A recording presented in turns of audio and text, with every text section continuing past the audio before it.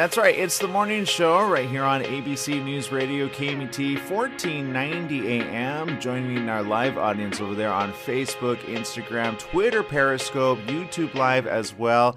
I'm super happy to have somebody here with us all the way from the other side of the world, joining us via Skype. We've got with us right now Yaroslav Cywulski, who is the representative of the European Association of Jehovah's Witnesses. Good morning and welcome to the show, Yaroslav. Good morning. Now, Yaroslav, you are joining us because there's a very interesting thing happening in Russia, and unfortunately, it is not something that is helping those of your own members of the Christian Congregation of Jehovah's Witnesses. Can you speak on that? Yes, as you know, in April 2017, Supreme Court of Russia decided to ban Jehovah's Witnesses in Russia and pronounce them as an extremist organization. And after that, we face severe criminal prosecution. Despite the fact that Minister of Justice during the court hearing stated that this ban will affect only legal entities, we had Administrative Center of Jehovah's Witnesses in Russia that was based in St. Petersburg and 395 local religious organizations. All of them was banned by one court decision. And during the court hearing, Minister of Justice stated that it will not affect activity of Jehovah's Witnesses in general, but it was not the case. After few months, Dennis Christensen was jailed. It was first Jehovah's Witnesses who was jailed in Russia in city of Oryol. And then after that, we face big wave of persecution. If we are speaking about figures, for now it was about 1,400 home searches. We have 20 criminal cases opened, about 400 defendants, 35 in pretrial detention, 10 have already been sentenced to a long term of imprisonment up to 6 years. And this critical situation is going on. Well, Yaroslav, look, there's a couple things that I think the general public is unaware of. When you say criminal activity, what is being defined as criminal activity there in Russia? You know, we have very strict legislation concerning extremist activity as terrorist activity. This is actually equal. And we have Article 2A2.2 in criminal codes that persecute those who involved in criminal activity, like planning some terrorist or extremist. But after the court decision, this heavy criminal article was applied also to the peaceful activity of Jehovah's Witnesses. And after court decision, Supreme Court decision, anyone in Russia who is Jehovah's Witnesses can be persecuted by that heavy criminal article. It means that if you are Jehovah's Witnesses, if you preaching or even have family and few friends together and police raid your home, you will be subject for the criminal prosecution. Yaroslav, look, for those that know, my mother is a devout Jehovah's Witness, okay? So if my mother visited Russia anytime soon, are you saying she could possibly be locked up for just preaching? Sorry to say, but Dennis Christensen, foreign citizen, just did the same. He spent in Russia a few years. He was married on Russian woman, Irina, and he preached, he practiced his religion, and he was criminally charged up to 6 years in prison, and his imprisonment still continues. Of course, if your mom will come as a tourist, and she will do only tourist stuff, sightseeing, on visiting museum, maybe she will be not prosecuted, of course not. But if she will start to continue and police arrest her, yes, she can be persecuted too. Now, Yaroslav, if I'm correct as well, though, something is considered as contraband as a book. This is not anything new in history, but I think it's something that's kind of needing to be spoken about, especially here around the world, because, correct me if I'm wrong, but your Bible there, which happens to be a translation of many different translations that are, I mean, the Bible's been translated, I don't know in how many different translations. There's a King James version, there's a New International version, there's so many I can't even think of that go way back.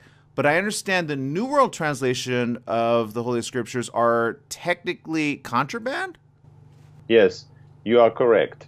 Not only Bible, but more than 80 publications went to the federal list of extremist publications in Russia, simply because some expression was viewed by the biased expert that we feel that we have only true religion. And if you are talking about the Bible, what wrong is in the translation? According to the expert study, mentioning Jehovah's name many times or denying Trinity doctrine is a reason why New World Translation was banned in Russia. Okay, so in other words, here in the United States of America, we have what is often referred to as separation between church and state. But I understand that Russia also has a certain law already in place to be able to allow people to worship in the way that they currently want to. Or has that been changed, or has that been skewed a bit? No. We have still in force Article 28 in Constitution that provides freedom of religion, freedom of expression, freedom of conscience. And according to the Constitution, any religion can be practiced in Russia. But this is written law. But after the court decision, law enforcement, they are not viewing us as legal religious organization. They consider us a legal extremist entity or organization. And anyone who claim themselves as a Jehovah's Witnesses, they are subject for the criminal investigation, persecution, and prison. Speaking of prison, I understand you are not really exempt yourself. You yourself had served some time in prison, and I understand this also has happened to your family members. I don't want to dive too deep into your own background, but do you mind sharing your own experience there? I was raised in a family of Jehovah's Witnesses in the third generation, and my father and mother originally from Western Ukraine. And after the Second War, when Soviet Union took over this part of the world, all Jehovah's Witnesses, like about 8,000, was sentenced to Siberia. And my father and my mother was also part of this exile. And they married there in Siberia. They had 5 children. I'm in the middle. And while being in Siberia, my father was sentenced for 7 years in real prison, not just exile. And my mom was sentenced for 4 years in prison. When I was 18, I was called to army, and I refused because in that time was no alternative military service, and I refused to go to the army, and I was jailed for 1.5 years. Well, look, and I understand in one case, I guess it's okay. I'm trying to make sense of it for everyone, because I know some people are thinking, wait, he went to prison because he didn't want to go to the army. Can I ask, is that because of your religious beliefs? Yeah, sure, because I was Jehovah's Witnesses. And for those who don't know, what does that mean for you? According according to the Bible and according to the example of Jesus. Jehovah's Witnesses known they are not participate in any political conflict. They are not. They are very. They are strictly politically neutral, and they are not going to serve in any armies. But they accept alternative military service. And recently, South Korea granted this right to Jehovah's Witnesses, but for many years, our friends in Korea also face same problem. They, all young people must go to prison because they refuse to serve in army. Well, and I bring that up because whenever extremism is spoken of in any type of legal setting, right? And you mentioned it as kind of equivalent to a terrorist type action. Anybody that has ever known any family member and or anybody that knows somebody that has either spoken of the scriptures through Jehovah's Witnesses or been taught by Jehovah's Witnesses at any given time know that Jehovah's Witnesses as a Christian congregation are pretty peaceful and loving. I've never seen any Jehovah's Witness ever throw caution to the wind and say, hey, let's go build a device that will blow up people like some sectors of certain faiths. I've never seen that. Or has that ever come out? It's absolutely true. You are correct. And that's why our band makes so loud outcry from different government agencies, from United Nations, from Council of Europe, from OEC, and so on, because they know Jehovah's Witnesses, they are peaceful and loving people. They have nothing to do with extremists whatsoever.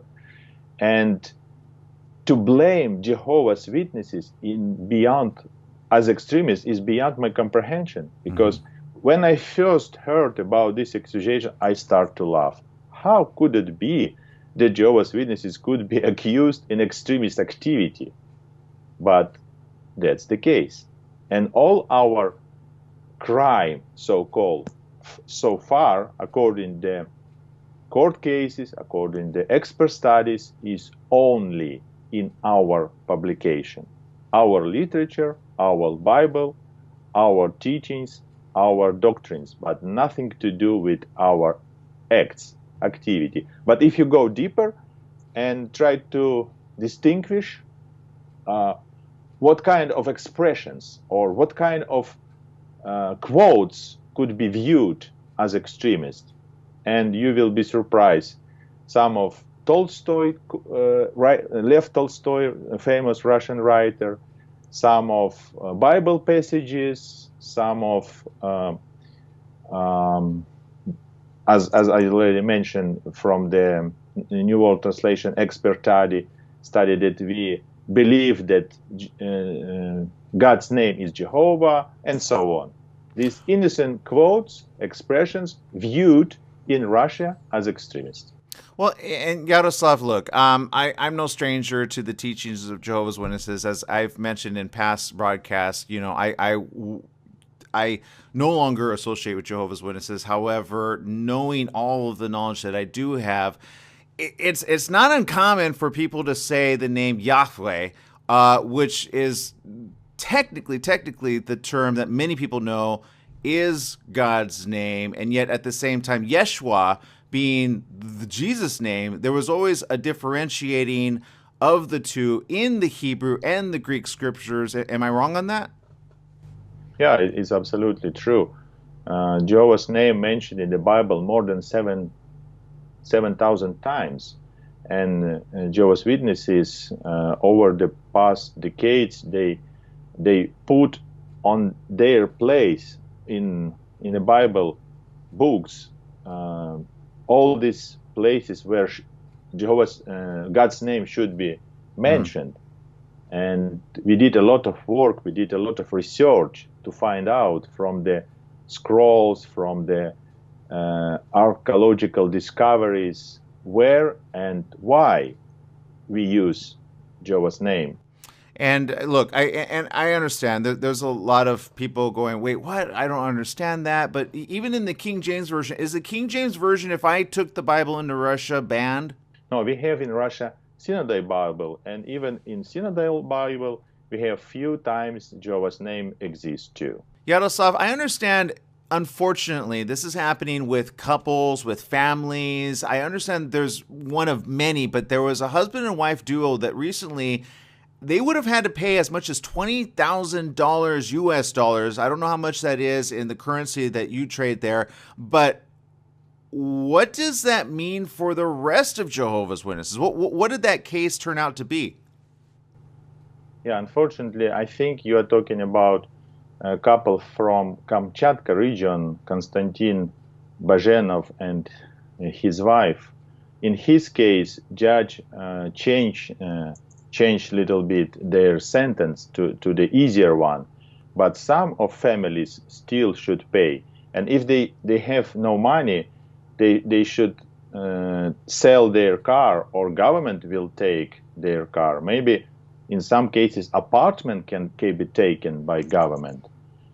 And this is not easy situation. And when you are under the criminal prosecution, your bank account is frozen, your money is taken, and you are... Your life is ruined, it sounds like. Yeah, yes, ruined. All for professing faith in God. And look, okay, so take away the court system right now, and let's talk about just the morality of this all. I gotta ask this question: Does it those that are currently Jehovah's Witnesses serving in the region, about how many approximately are there in the region of Russia? Before ban, we have 175,000 of Jehovah's Witnesses in whole Russia. After the ban, we have heard about some cases when our friends must leave the country because they can't stand with this tremendous psychological pressure on them or their family, because they're always afraid that in the middle of the night or in the early morning they will be knocked by the door, open police, they will be raided, they will be even beaten, even tortured. We have few cases where our friends was severely tortured, like in Surgut. Our friends, 7 Jehovah's Witnesses, were tortured by electric guns. They were beaten merely for practicing their religion. Or police want to know who is the leaders or elders in the congregation, who is Jehovah's Witnesses in Surgut city, on some this similar simple question. For that, they were severely beaten. And of course, after that, some friends decided to leave. But most of Jehovah's Witnesses stay in Russia under these pressures, and they still try to do their best to follow Jesus' commandment, to be a good citizen, to be good parents, to be good worker, to pay tax, to obey government, despite this pressure.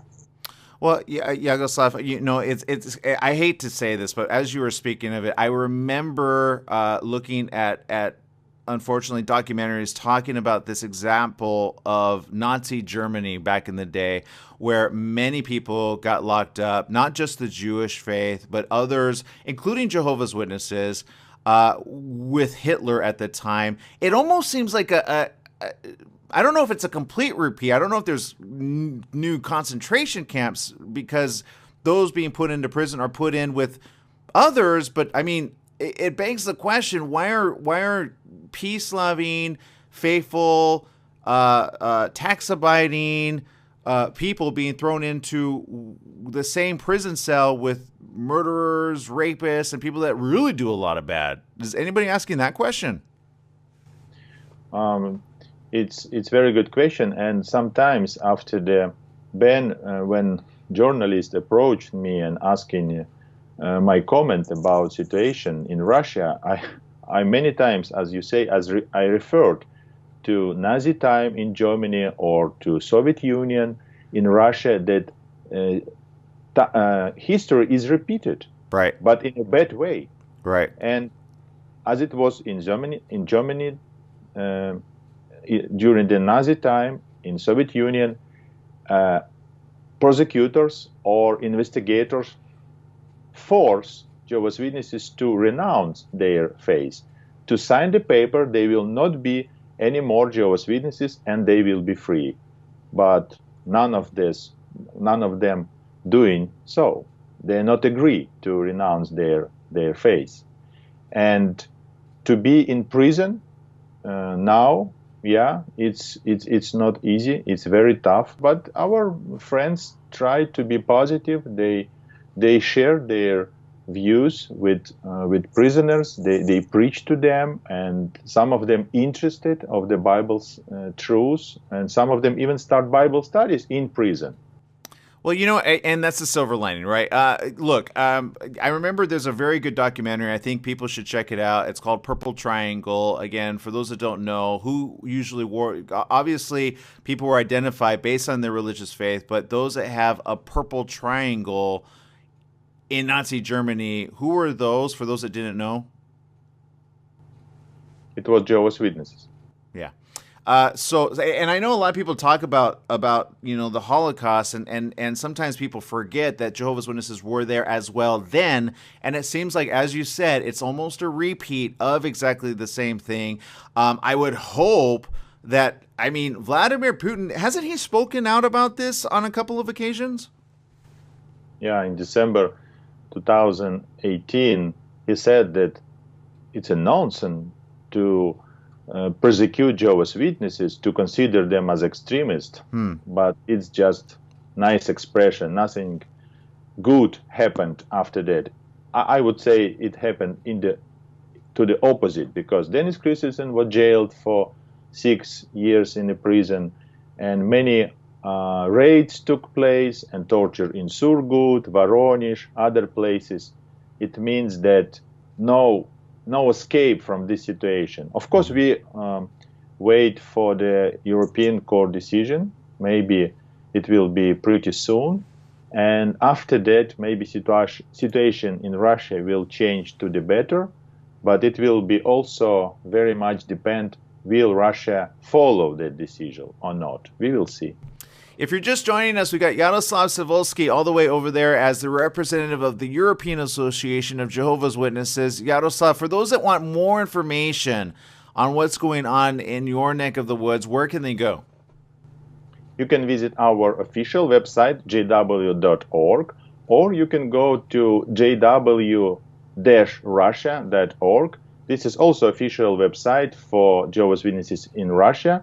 And you can find there more detailed, more specific information about persecution of Jehovah's Witnesses in Russia. Yaroslav, thank you very much for spending time with us. I can't say more than enough.